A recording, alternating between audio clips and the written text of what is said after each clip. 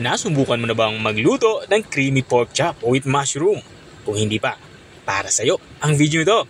Dahil dito ay magluluto tayo na creamy pork chop with mushroom. Simulan na natin ating pagluluto. Maglalagay tayo dito ng mantika at papainitin natin ito.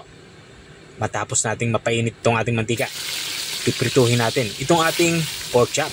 Ang ginawa ko lang dito sa pork chop ay binabad ko ito sa asin sa black pepper para magkaroon na ito ng lasa. Piprito natin to hanggang sa magkulay light brown ang kulay nito, katulad na nakikita nyo. Kapag natusta na yung kabilang side, baliktarin na natin to para yung kabilang side naman yung maluto. At kapag magkabila ang side na ng pork chop yung natusta, ay hanguin na natin to katulad ng ginagawa ko. Tapos nga natin mahango yung ating unang batch na prinitong pork chop, doon naman tayo sa pangalawang batch. Dalawang batch nga yung aking ginawa dahil medyo madami yung aking lulutuing pork chop. Tuloy-tuloy lang tayo sa ating pagluluto hanggang sa lahat ng ating pork chop na lulutuin ay maprito. At dito nga sa parte ito ay natapos na tayo sa ating pagpiprito.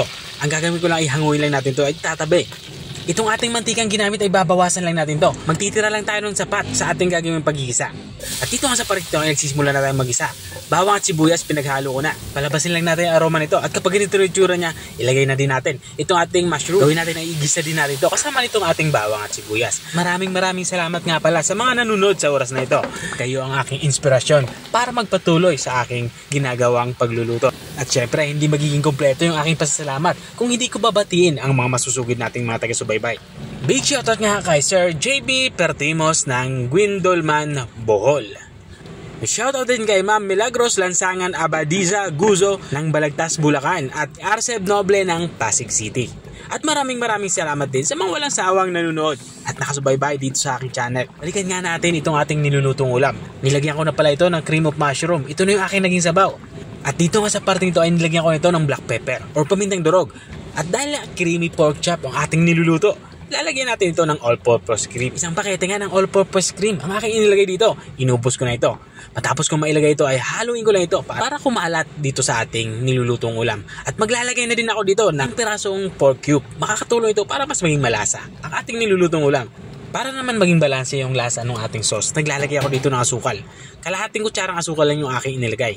Matapos kong mailagay yung asukal ay hinalo ko lang ito para madali itong matunaw. Tatakpan natin to at papakuluin natin to hanggang sa maiga yung sabaw.